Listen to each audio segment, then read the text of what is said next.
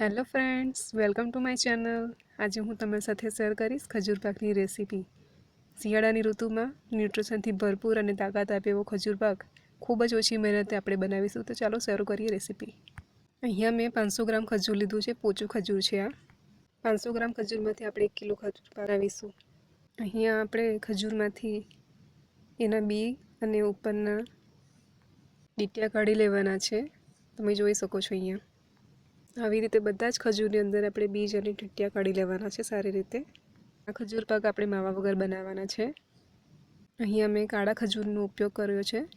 બજારમાં મળતા સાદા ખજૂરનો પણ તમે ઉપયોગ કરી શકો છો, પણ તેને તમારે પાણીમાં પલાળી રાખવું પડશે બનાવતા પહેલાં, જેથી એકદમ સોફ્ટ થઈ જાય અને બનાવવામાં એકદમ સહેલું રહેશે. તમારો ખજૂર પાક પણ એકદમ સોફ્ટ બનશે. ખજૂરમાં ક્યારેક સડેલો ભાગ પણ આવી જતો હોય છે, તો બી કાઢતી વખતે આપણે એ ચેક કરી લેવું જરૂરી છે. સૌથી પહેલાં આપણે અહીંયા અડધી વાડકી જેટલું સૂકા નારિયેળનું છીણ અહીંયા લેવાનું છે આપણે. તમે ઓછું વધતું કરી શકો છો એને. તમે ઘરે પણ રેડી કરી શકો છો અને બજારથી પણ એને લાવી શકો છો. અહીંયા આપણે એને રોસ્ટ કરી લઈશું. જ્યાં સુધી એમાંથી સરસ મજાની સુગંધ ના આવે ત્યાં સુધી આપણે એને રોસ્ટ કરીશું. મીડિયમ ગેસની ફ્લેમ પર જ આપણે રોસ્ટ કરવાનું છે એને. વધુ પડતું રોસ્ટ નથી કરવાનું આપણે એને. અને અહીંયા મેં ડ્રાયફ્રૂટ્સ લીધા છે 3 મોટી ચમચી. તમે તમારી પસંદથી વધતું ઓછું કરી શકો છો. અહીંયા તમે મગજતરીના બીજ પણ લઈ શકો છો, પણ હું આટલી જ વસ્તુ વાપરી રહી છું અહીંયા. અને હવે મિક્સર જારમાં આપણે એને નાખીને પીસી લઈશું. મિક્સર જારમાં રેડી કરીશું. તમે એને રોસ્ટ કર્યા પછી અધકચરું વાટીને પણ તમે એનો ઉપયોગ કરી શકો છો, પણ અહીંયા આપણે એનો ભૂકો બનાવીને વાપરીશું. તમે જોઈ શકો છો અહીંયા ખજૂર પાક બનાવતા પહેલાં આપણે જે તે વાસણની અંદર ખજૂર પાકને સેક રાખવાનો હોય તો એ વાસણને આપણે ઓઇલ કે ઘીથી ગ્રીસ કરી લઈશું. અહીંયા મેં વાડકીને પણ ગ્રીસ કરી લીધી છે. તો સૌથી પહેલાં આપણે કઢાઈની અંદર 3 મોટી ચમચી ઘી નાખવાનું છે અને ગેસની ફ્લેમ મીડિયમ ટુ સ્લો જ રાખવાની છે આપણે, હાઈ ફ્લેમ પર નથી કરવાનું. તો અહીંયા 1 ચમચી તમારાથી વધારે પડી પણ જાય કઢાઈમાં તો ગભરાવાની જરૂર નથી. અહીંયા આપણે ખજૂરને રોસ્ટ કરી લઈશું, જેથી એમાં મોઇશ્ચરનો ભાગ ના રહે. કઢાઈમાં આપણે થોડું થોડું કરીને ખજૂર નાખીશું, જેથી કરીને અંદરનું ઘી કે તેલ તમે જે નાખ્યું હોય તે ઉપર ઉડે ના. જ્યારે પણ આપણે કંઈક બનાવતા હોઈએ તો ધીમે ધીમે જ આવી રીતે નાખવું, જેથી પ્રોબ્લેમ ન થાય. અહીંયા મેં ગેસની ફ્લેમ મીડિયમ જ રાખી છે અને હવે અહીંયા ફેરવીશું આપણે એને. આપણે ફેરવતા રહેવાનું છે જેથી એ તળિયે ચોંટી ના જાય. અને શરૂઆતમાં ફેરવતા ફેરવતા એ થોડું ચોંટશે. ચમચા કે તપેલાથી તમે જેનાથી કરતા હોય એની સાથે થોડું એ ચોંટી જશે, કેમ કે એમાં મોઇશ્ચરનો ભાગ છે. પણ જેમ જેમ એ રોસ્ટ થશે તેમ તેમ એમાંથી મોઇશ્ચરનો ભાગ જતો રહેશે. ને આપણે એને 5 થી 7 મિનિટ માટે રોસ્ટ કરવાનું છે મીડિયમ ફ્લેમ પર. જો તમને લાગે કે વધારે પડતું ગરમ થઈ ગયું છે તો તમે સ્લો પણ કરી શકો છો. અને વચ્ચે વચ્ચે આ રીતે દબાવતા દબાવતા તમારે એને ફેરવવાનું છે, જેથી એ વધુ સોફ્ટ બની જાય. તમે જોઈ શકો છો પહેલાં કરતાં ખજૂર કેટલું બધું સોફ્ટ થઈ ગયું છે. અહીંયા ખજૂરમાં ઘણા બધા ગુણો હોય છે, એટલા માટે શિયાળામાં એને ખૂબ ખવાતું હોય છે. અહીંયા આપણે એને ખૂબ જ ઓછી મહેનતે અને ખૂબ જ ઓછા ઇન્ગ્રેડિયન્ટ સાથે બનાવી રહ્યા છે.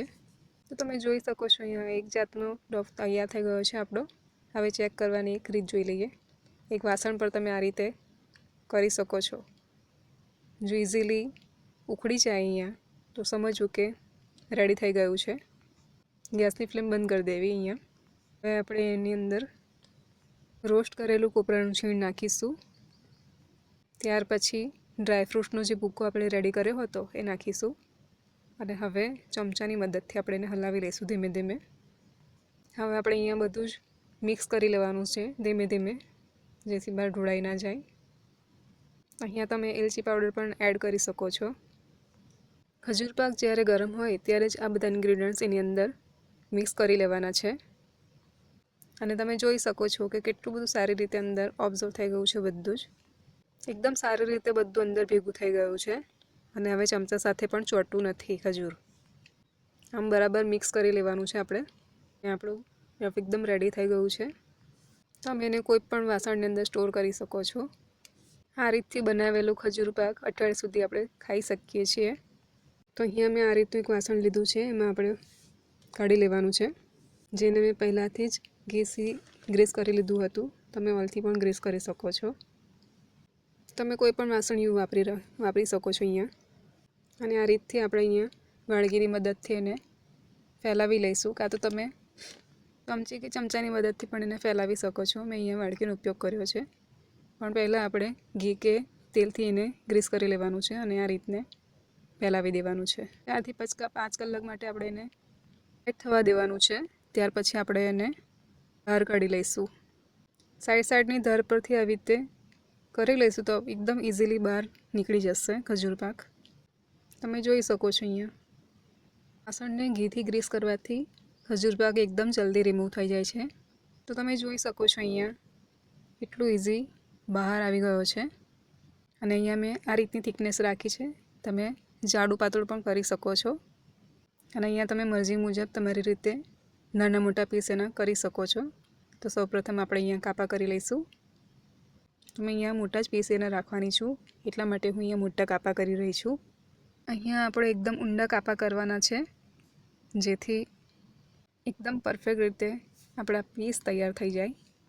તમે એને મોટી કે નાની થાળીમાં પણ સેટ કરી શકો છો. અહીંયા મેં થીક રાખ્યું છે એટલા માટે થોડી વાર લાગી રહી છે. ઊભા અને આડા બંને ટાઈપના કાપા આપણે કરી લેવાના છે અને તમે નાના મોટા પીસ કરી શકો છો. તમે એનું લેયર મરજી મુજબ રાખી શકો છો. અહીંયા બધા જ કાપડા કરી લીધા છે અને તમને એનું ટેક્સચર પણ બતાવી દઉં કે એનું ટેક્સચર કેવું રેડી થયું છે. તો નજીકથી બતાવું તો જુઓ, આ રીતનું ટેક્સચર રેડી થયું છે આપણું. આગળથી અને સાઈડમાંથી પણ આપણો ખજૂર પાક એકદમ રેડી છે. જુઓ.